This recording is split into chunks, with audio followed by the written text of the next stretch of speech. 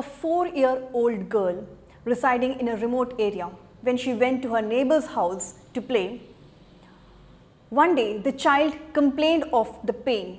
Her health deteriorated immediately, overnight.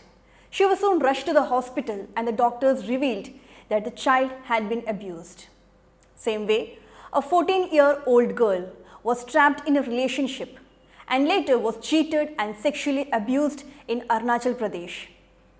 While playing outside, a 11-year-old girl in Udrapur was allegedly raped by luring with a chocolate by her neighbor. What is happening all this? And the list goes on.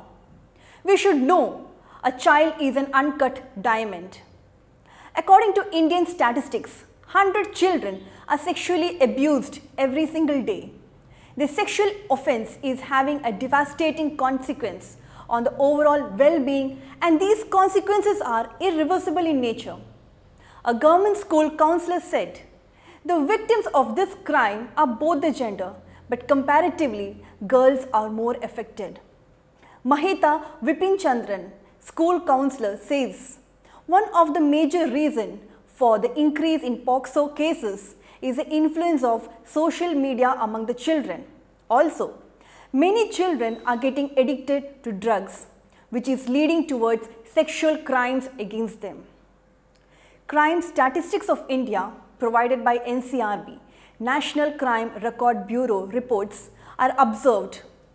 More than 90% of the cases of the rape are perpetrated by relations or known person. A recent data compiled by the Kerala State Police Department revealed that there was a significant increase in the number of POCSO cases in the state. Though a number of such cases registered in 2019 was 3,609, the number dropped to 3,019 in 2020, apparently due to the COVID-related lockdown and restrictions. However, in 2021, the number increased again to 3,549. The highest number of cases registered in 2021 was in Malappuram, 457, followed by Trivandrum, 434, and Ernakulam, 327. In addition to these statistics, there are many non-reported cases due to societal stigma. It is necessary to understand what makes that monster out of men.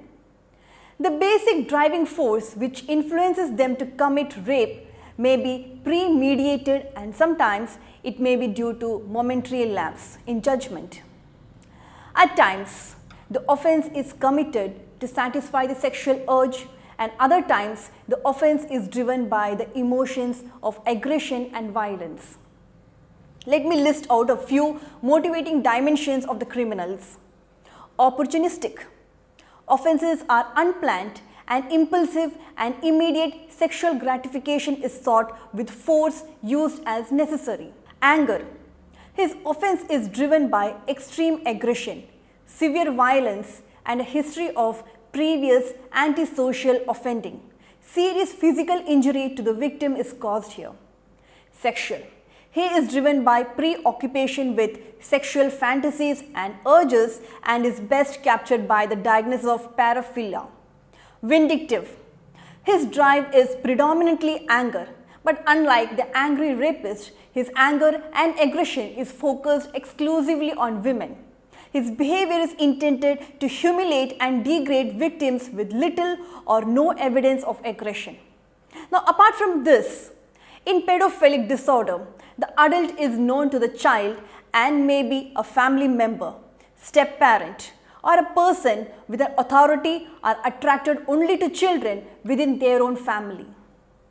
Some pedophiles are attracted often to a specific age or developmental stage. Others are attracted both children and adults.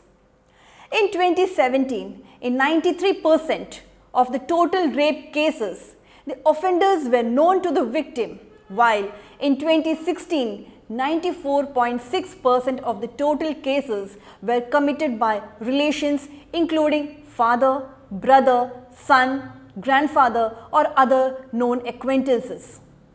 Child sexual abuse is one of the most pressing concerns of the day.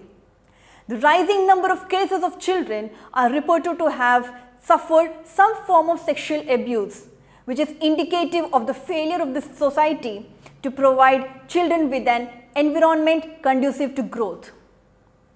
Now, in case of Mohinder Singh, the accused committed rape on his minor daughter and was sentenced to rigorous imprisonment for 12 years. When the father himself has happened to be the assailant in the commission of such beastly crime, one can visualize the pathetic situation in which the girl would have been placed. Mr. G.S.C.N., Senior Police Inspector, states that one of the main reasons for increasing sexual offense is the influence of Western culture. The concept of the nuclear families has corrupted the family values. Currently, foreign culture is influencing and modernizing the individual and sidelining the family bonds, which is the main reason why a family member or a relative of a minor girl commits sexual offense on her. Besides these reasons, nowadays, migrant workers residing nearby locality satisfy their sexual urge on minor girls as they can be easily targeted. POCSO defines a child as any person below the age of 18 years. The POCSO Act sets a gender neutral tone for the legal framework available to child sexual abuse victims. Despite the existence of such comprehensive laws, the scale of such abuse is still staggering. We should know the painful and lasting effect of victims involve mental health concerns and diminished social confidence.